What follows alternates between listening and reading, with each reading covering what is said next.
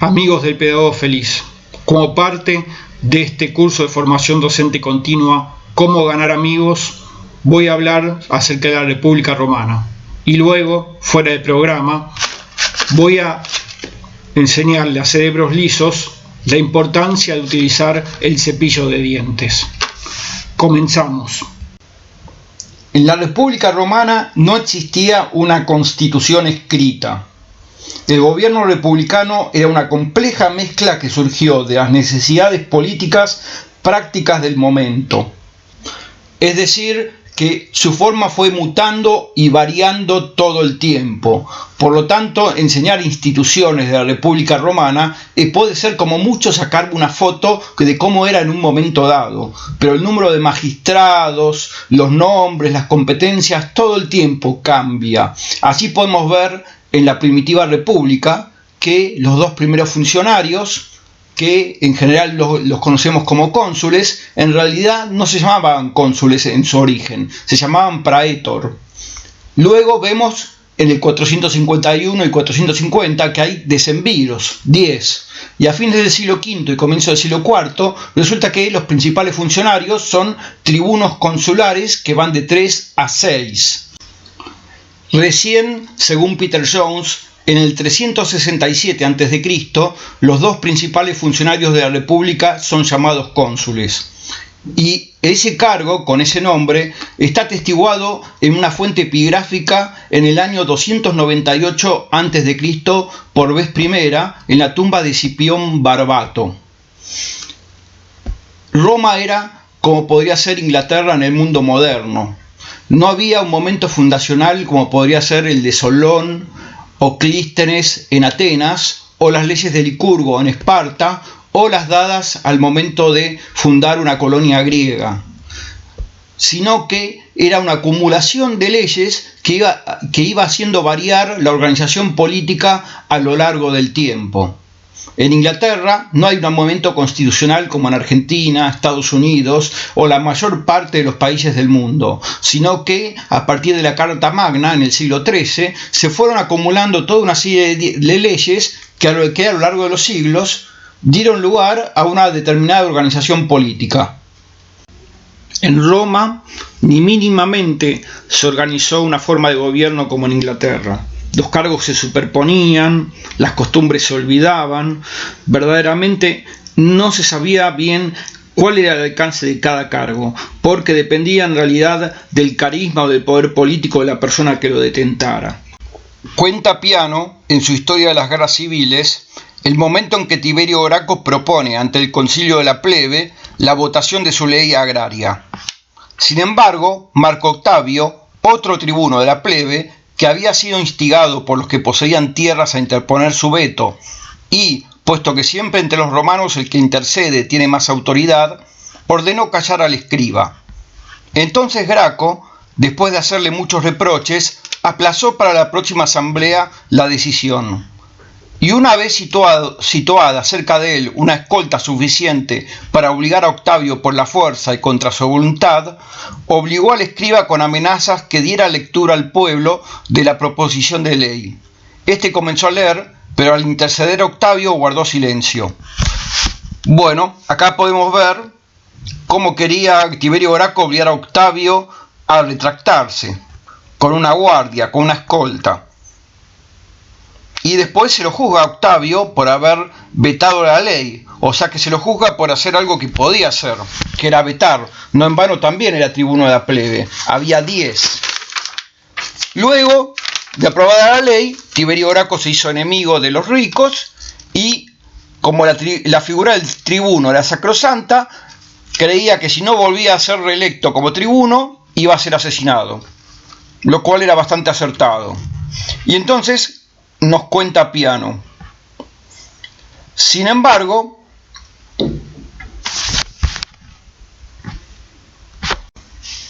cuando se efectuó la votación, las dos primeras tribus se apresuraron a votar a favor de Graco, pero los ricos se opusieron aduciendo que no era legal que la misma persona detentara el cargo por 2 veces consecutivas, y el tribuno Rubrio, al que le había tocado en suerte presidir aquella asamblea, estaba dudoso sobre este particular. Mumio que había sido elegido como tribuno en lugar de Octavio, le conminó que pusiera en sus manos la dirección de la asamblea.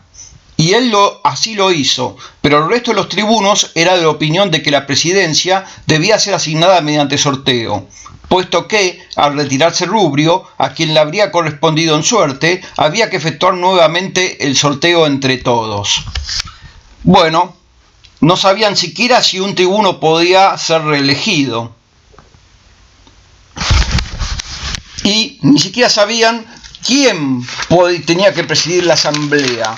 Entonces no podemos decir que conozcan verdaderamente el funcionamiento de su propio sistema político, probablemente porque el funcionamiento haya sido totalmente irregular. Y podemos ver también un comentario que Capiano, que escribe 2 siglos después, hace sobre esta situación.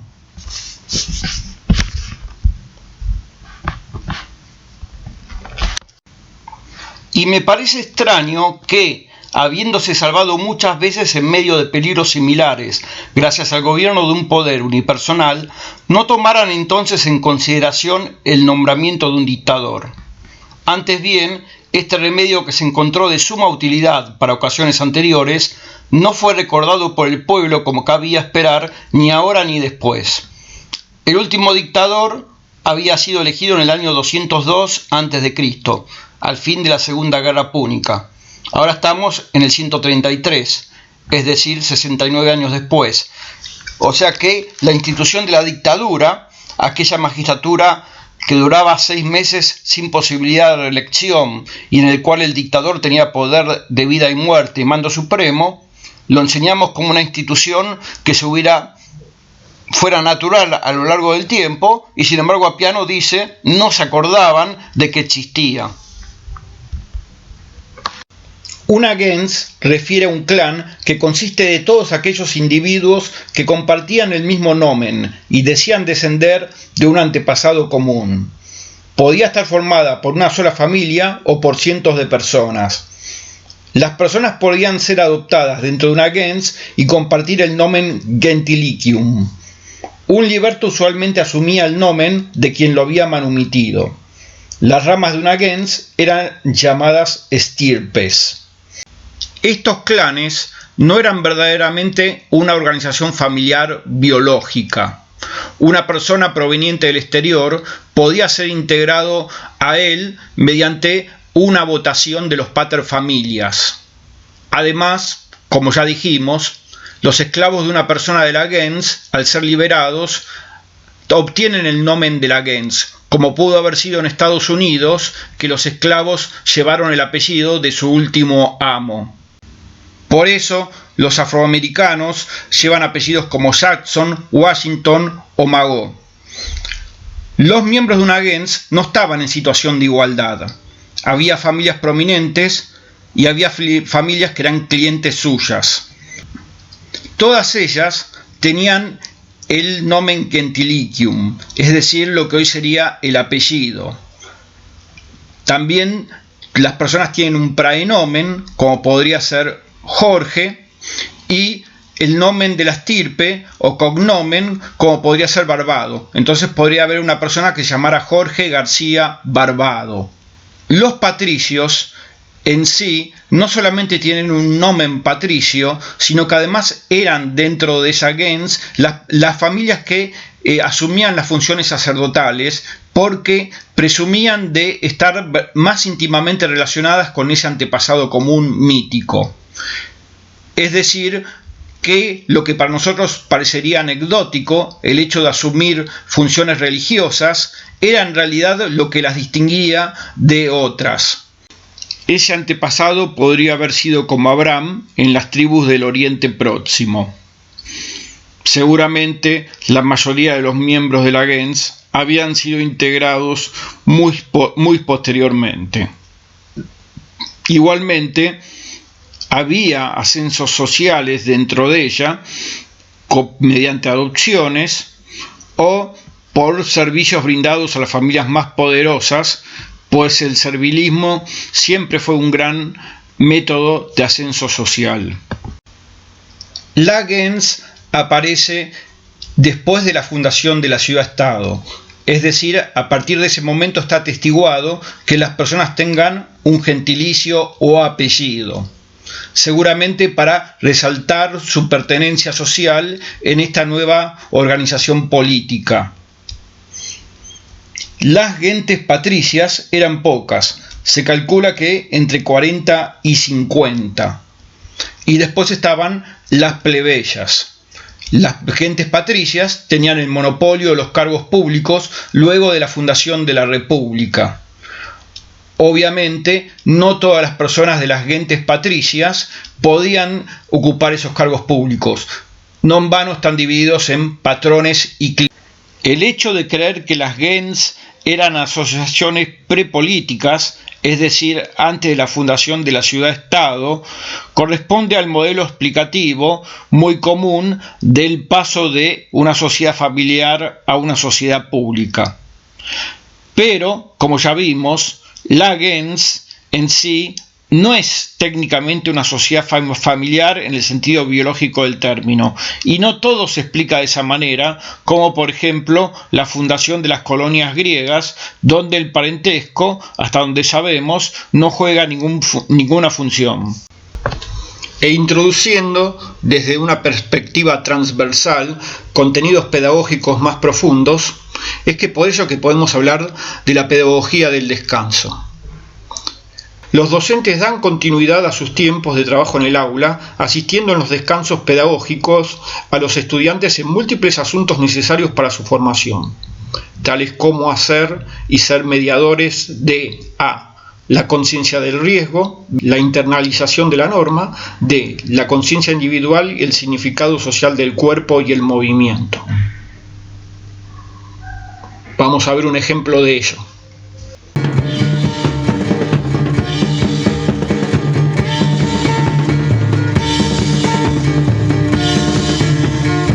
La población de la primitiva ciudad-estado romana estaba organizada en curias, que proviene de la palabra couria, reunión de hombres. Había 3 tribus, ramnes, tiquies y lúqueres. De hecho, la palabra tribu proviene de 3, que a su vez estaban subdivididas en 10 curias, un total de 30. No sabemos qué representaban estas tribus. Hay quienes piensan que representaba cada una a diferentes etnias que contribuyeron a la fundación de la ciudad, como por ejemplo una a los latinos, otra a los sabinos y otra a los etruscos. O, como piensa Cornell, que era una creación totalmente artificial. En todo caso, los romanos de tiempos posteriores siempre quisieron señalar el carácter inclusivo de su organización política, que aceptaba gente de diversas procedencias. En teoría, en cada curia incluía a una gens o varias de ellas. Esta organización familiar no es contradictoria con el hecho de que cada curia represente un determinado distrito territorial, un vecindario o una aldea, porque en general los miembros de una gens viven todos juntos.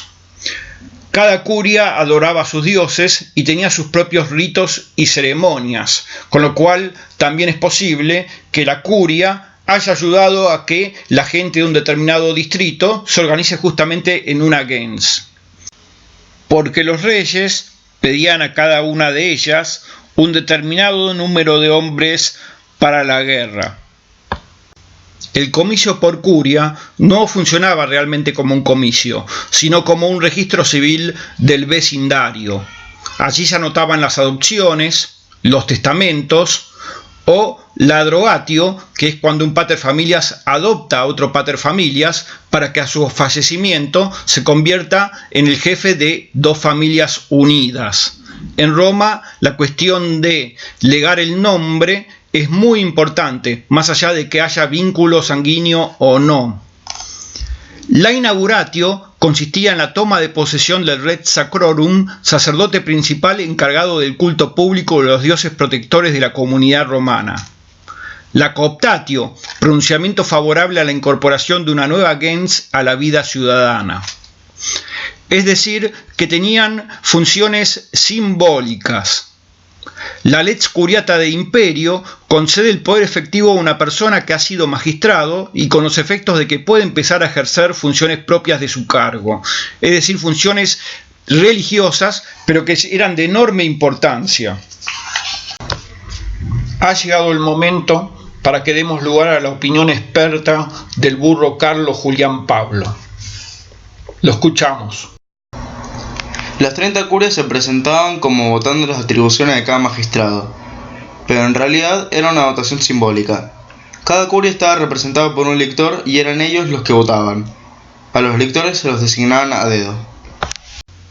El que entiende fácilmente el comicio centuriado se gana el pedagoga de oro.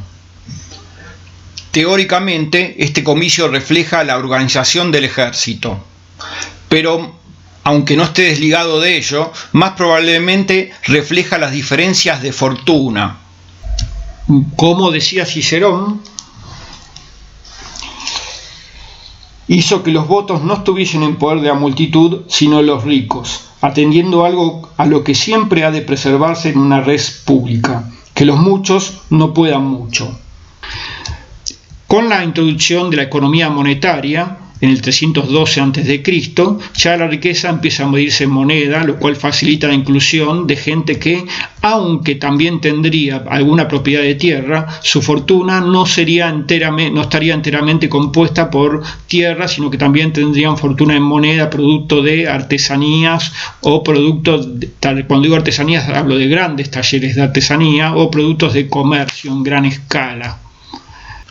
Las 193 centurias de asamblea estaban divididas en 3 grados: la caballería o equites, la infantería o pedites y los adjuntos no armados.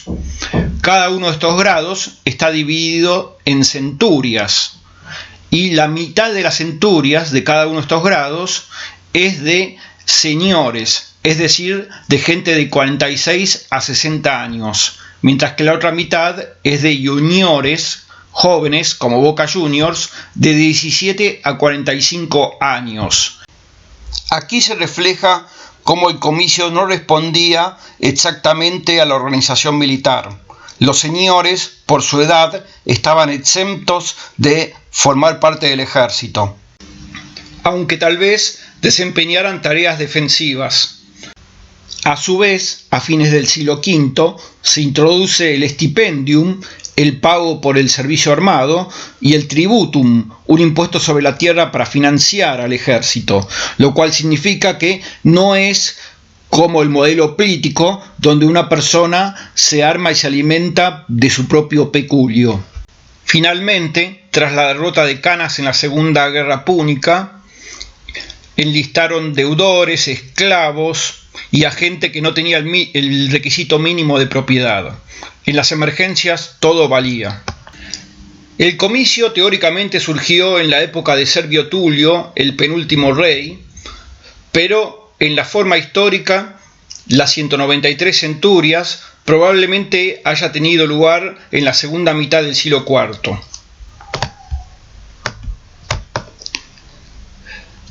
El comicio centuriado son convocados por un magistrado que tiene imperium, cónsules y pretores.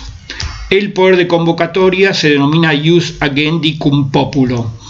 Se reúnen en el campo de Marte, ya que el ejército no puede reunirse dentro del recinto amurallado, el pomerium, que es considerado sagrado.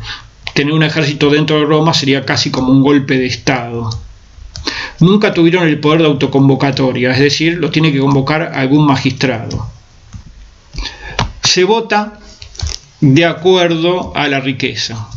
Primero votan las centurias de los caballeros, 18 votos, y después empiezan a votar las centurias de la primera clase, 80 votos. O sea que entre los dos tienen 98 votos. Si son en total 193 centurias, ya tienen de por sí la mayoría. ¿Qué significa eso? Que si los ricos están todos de acuerdo, los demás ni llegan a votar, porque en cuanto se llega a la mitad más uno, se interrumpe el comicio. Solamente pueden entrar las siguientes clases en caso de que entre los ricos no estuvieran todos de acuerdo en alguna elección o decisión.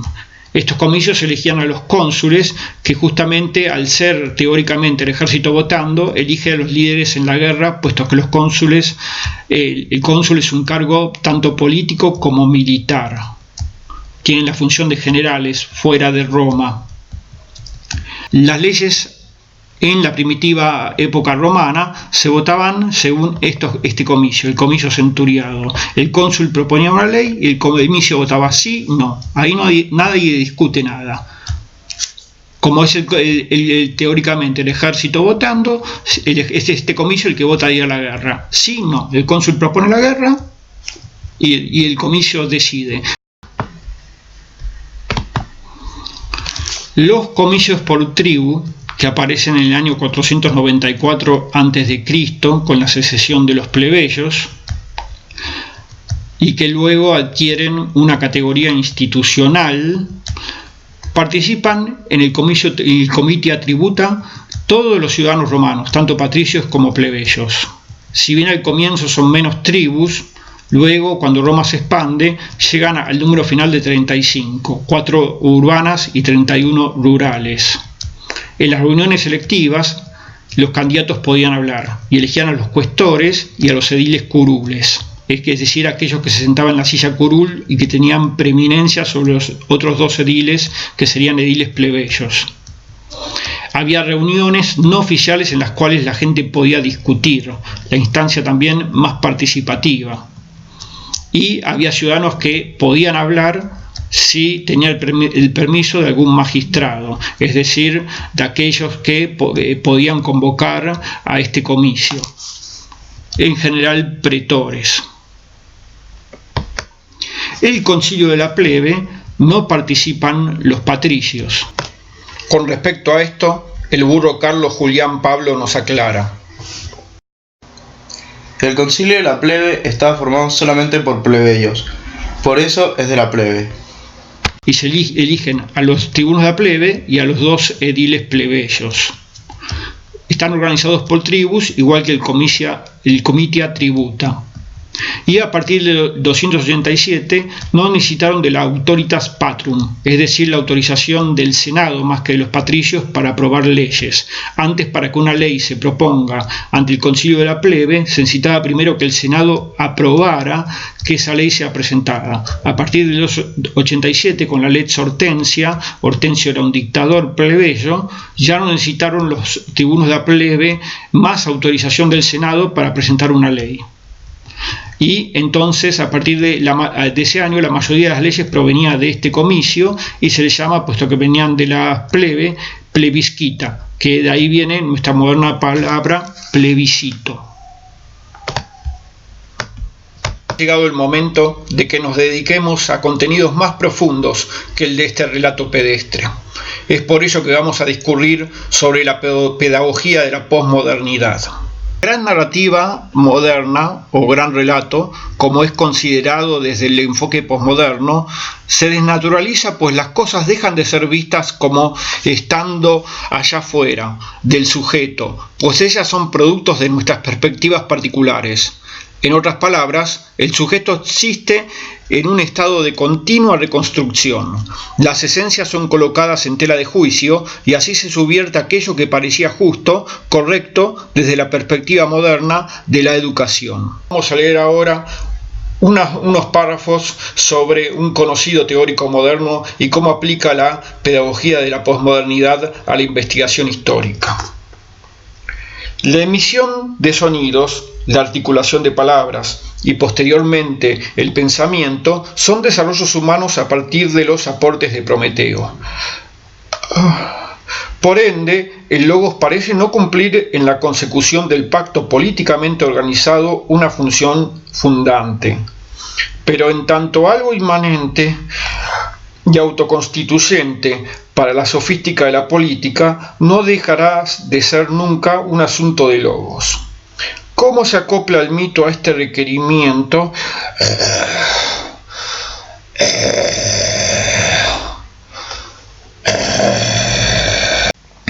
Los principales magistrados eran los cónsules, que se encargaban de la guerra y del gobierno de la ciudad, los pretores, magistrados subordinados a ellos, y que luego se especializaron en las funciones judiciales, los ediles, que controlaban las calles, los edificios y los mercados, así como el abastecimiento de víveres a la ciudad, y luego los cuestores, que tenían a su cargo la responsabilidad financiera, hacían las cuentas.